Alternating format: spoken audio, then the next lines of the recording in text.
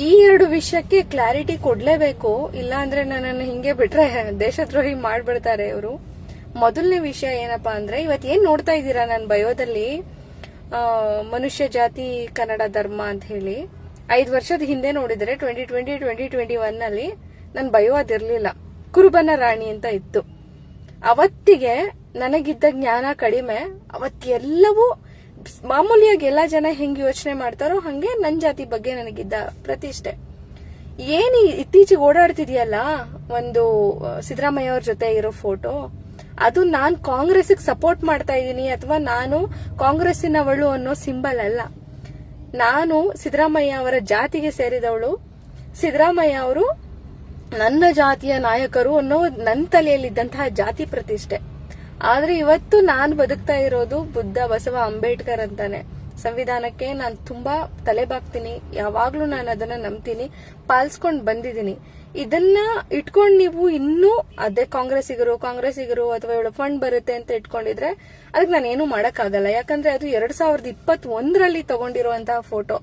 ಅದನ್ನ ಇಟ್ಕೊಂಡು ನೀವು ಇನ್ನೂ ಅದ್ರ ಬಗ್ಗೆ ಸಾಧಿಸ್ತಿದ್ದೀರಾ ಅಂತ ಹೇಳಿದ್ರೆ ನಂಗೆ ಇನ್ನೇನು ಎಕ್ಸ್ಪ್ಲನೇಷನ್ ಕೊಡ್ಬೇಕಂತ ಅನ್ಸೋದಿಲ್ಲ ನನಗೆ. ಅದನ್ನ ನೀವು ಇಟ್ಕೊಂಡು ಸಾಧಿಸಬಹುದು.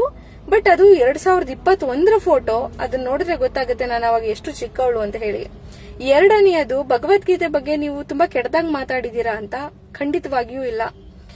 ನಿಮಗೆ ಪಿ ಲಂಕೇಶ್ ರವರ ಅವ್ವ ಪದ್ಯ ನೆನಪಿದೆ ಅಂತ ಅನ್ಕೊಂತೀನಿ.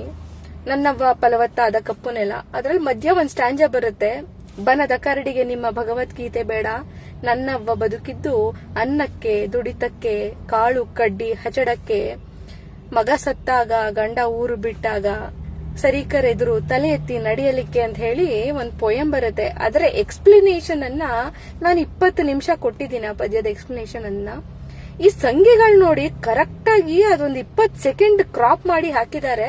ಬಹುಶಃ ಇವರಿಗೆ ಇದು ಪ್ರಾಕ್ಟೀಸ್ ಆಗ್ಬಿಟ್ಟಿದೆ, ಎಲ್ಲಿ ತೆಗಿಬೇಕು ಎಲ್ಲಿ ಹಾಕಬೇಕು ಅನ್ನೋದನ್ನ ಅವರು ತುಂಬಾ ಅಚ್ಚುಕಟ್ಟಾಗಿ ಮಾಡ್ತಾರೆ. ಮತ್ತೆ ಯಾರು ಇವರ ವಿರುದ್ಧ ಇರ್ತಾರೋ ಅವರೆಲ್ಲರಿಗೂ ಈ ಟ್ರೀಟ್ಮೆಂಟ್ ಅನ್ನ ಕೊಟ್ಕೊಂಡೇ ಬಂದಿದ್ದಾರೆ. ಬಹುಶಃ ನಾನು ಆ ಕ್ಯಾಟಗರಿಗೆ ಸೇರೋದಿಲ್ಲ. ನೀವು ಯಾರ್ಯಾರು ಇವತ್ತು ಯಾವ್ಯಾವ್ದೋ ವಿಡಿಯೋನ ಕ್ರಾಪ್ ಮಾಡಿ ಹಾಕ್ತಿದ್ದೀರೋ, ನಾನು ನಂಬಿದ ಸಂವಿಧಾನ ನನಗೆ ಯಾವತ್ತೂ ಸೋಲೋಗ್ ಬಿಡೋದಿಲ್ಲ ಅಂತ ನಂಬಿದ್ದೀನಿ.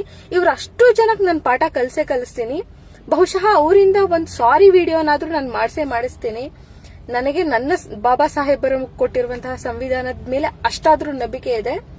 ಬಹುಶಃ ನೀವೇನಾದ್ರೂ ನನ್ನ ಬಾಯಿ ಮುಚ್ಚಿಸ್ಬಿಡ್ಬೋದು ಇದಾದ್ಮೇಲೆ ಅಂತ ನಿಮ್ಗೆ ಏನಾದ್ರೂ ತಲೆಯಲ್ಲಿ ಇದ್ರೆ ಅದು ಮೋಸ್ಟ್ಲಿ ಡಬಲ್ ಆಗ್ಬೋದು ಇನ್ಮೇಲೆ.